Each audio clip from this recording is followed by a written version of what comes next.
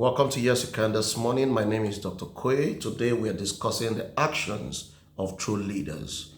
The action of true leaders. Remember, first of all, you are called to be a leader, and leadership starts from followership, right?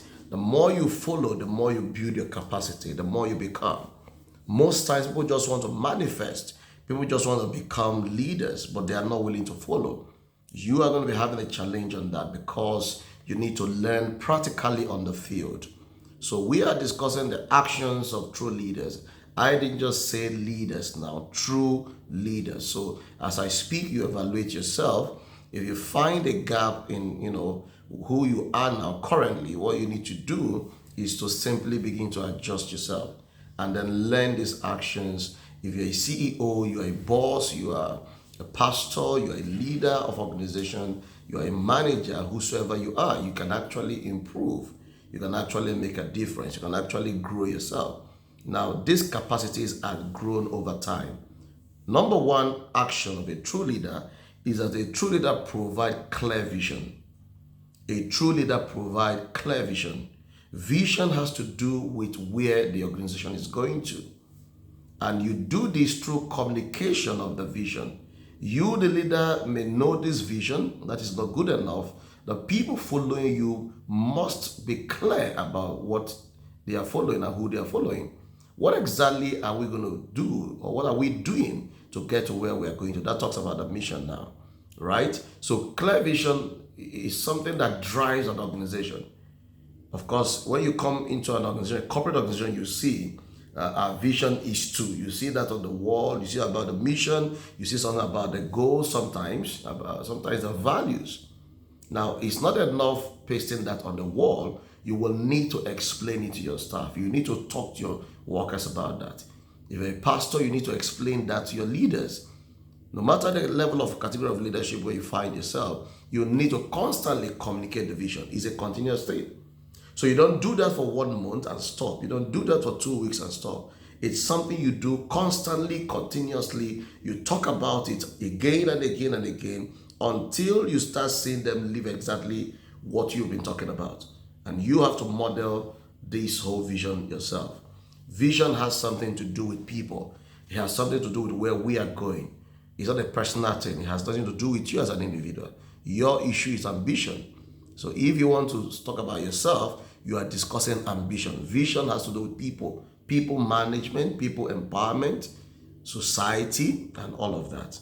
Of course, that organization must be going somewhere. Where are we going in the next 10 years? Where are we going in the next 20 years? In the next 40 years? So you cast a vision and you break it down to goals, and then the people follow that. It's very important. Vision must give birth to goals, and goals will give birth to plans, and plans will give birth to steps, and steps will give birth to daily action. And that's how you drive the company. That's how you drive your organization. If you are clear about these things, your workers will gladly follow you. Number two thing is that you have to model the way. Number two thing is that you have to model the way. Modeling has to do with an exemplary lifestyle. If you want your staff to think in a particular order, you have to start that pattern. Whatever you want to see in an organization, model the way. Whatever you want to see with people, model the way. Don't expect them to do that just by what you say. You have to do it as an example. Get them to do it and watch them do it, or you do it together alongside with them. And then the third one is that you get them to do it while you supervise them. And the fourth one is that you sit and you see them do it, and that's how it becomes. So if you just think people will change just by saying it, because you are the MD, you write a policy, and you think it's going to work. No, you have to model the way. Model that for your top leaders. Model that for your top managers. Get them to know this is the way to go from now henceforth. But not just that. Don't stop at that. Watch them do it. Do it with them, watch them do it, and then allow them do it. Sometimes they're going to make mistakes, and if they do, correct them with understanding and then allow them grow into it. So get ready to model the way as a great leader. Don't just sit there and believe they're going to make that happen just by what you say. You have to model the way. You have to think differently. You have to act differently. That is why you must be growing yourself as a manager. You must be growing yourself as a leader of an organization. Constantly develop yourself. Constantly build on yourself so you can have new things you're chunking out for time. And people will see a future working with you. The number 3 is that you have to build winning teams. You have to build winning teams. Winning teams has to do with people that are not like you. Remember, don't fill a group with people that are like you. If you are a director leader, don't go get director leaders all through. You must find an analyzer, you must find a promoter, you must find a relator. So don't go fill a group with people that are like you. Okay? So what the resultant effect of that will be is that everybody is thinking in one pattern. No. You need people that can say, sir, what you just said now, if we look at it critically, A, B, C, D. You don't need, dormant people. You need people that can make contribution, people that can say something, not just yes, sir. You're going to build an organization that is being run only by you. So understand that you must build winning teams. And in building winning teams, you have to allow them to be part of the process. You have to give them the opportunity to air some view, to give the opinion in a very respectful way. Not just that, you have to also give them the privilege of making mistakes. Not costly ones, by the way. You have to give them the privilege to grow into some things.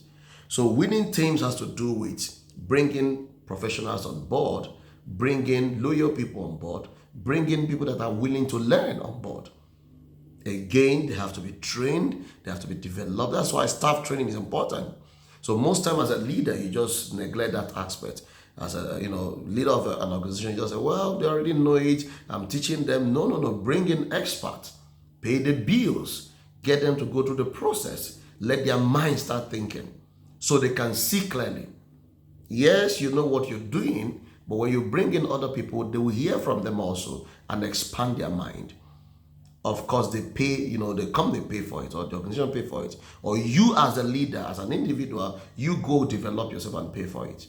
So get ready. In building a strong organization, a winning organization, you will need to build winning teams. And number 3 or number 4 is that you have to have inspiring goals. Inspiring goals. If we are going somewhere, we must know what we need to do monthly to get there. What do we need to do monthly to get there? We need to break things down into months, break it down into weeks, break it down into days. Departmental leaders must be, on their toes. They have to be walking. They need to know what they're supposed to do. And this is the way to go.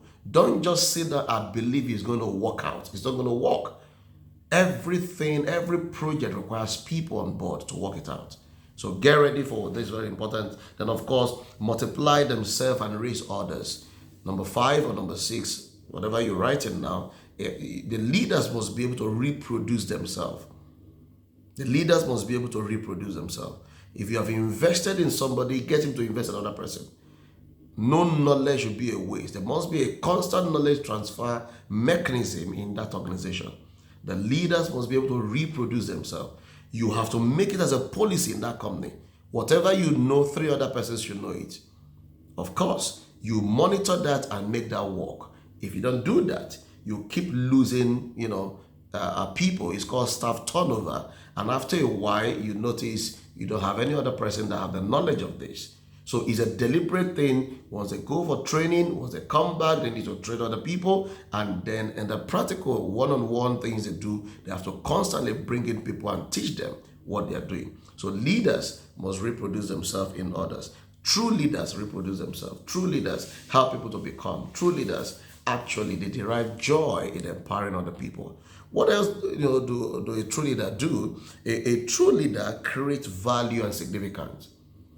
A true leader creates value and significance. First of all, you create value by the things you offer, or through the things you offer people. But not just that, the way you carry people along, the investment in their lives, the transformation in their lives. You create value for people. The product you're producing, people are very appreciative of it. You create value. You create the right environment. You esteem people. You don't talk down on your staff. You don't talk down on people. You create value for them. You make them feel important, significant. So that is a kind of leader you should be. That is the kind of leader we are looking for in Nigeria. A leader that knows the importance of people, that focus on human capacity building and build the people while building the infrastructure. A leader that understands that no matter what you do with the infrastructure, if the people structure is not built, if the human beings apply that road is not thinking well, then the road will soon spoil. So we need balanced leadership. People that have gone far, that have seen things, they are now exposed. We're not just talking about building roads, giving us water, giving us, no. We need people that can give hope. We need people that can provide direction. We need people that have lived this life before. They are living this life and they are committed to living it. So it has to do with values. It has to do with significance. A true leader think about his followers. That's the problem in Nigeria. A lot of our leaders want to get in there and just grab this thing and leave. They want to grab it for themselves. They want to grab it for their generation. And that is why what is going on is going on. But I want to tell you, we're at that point in time when this nation, the glory of this nation is about to manifest.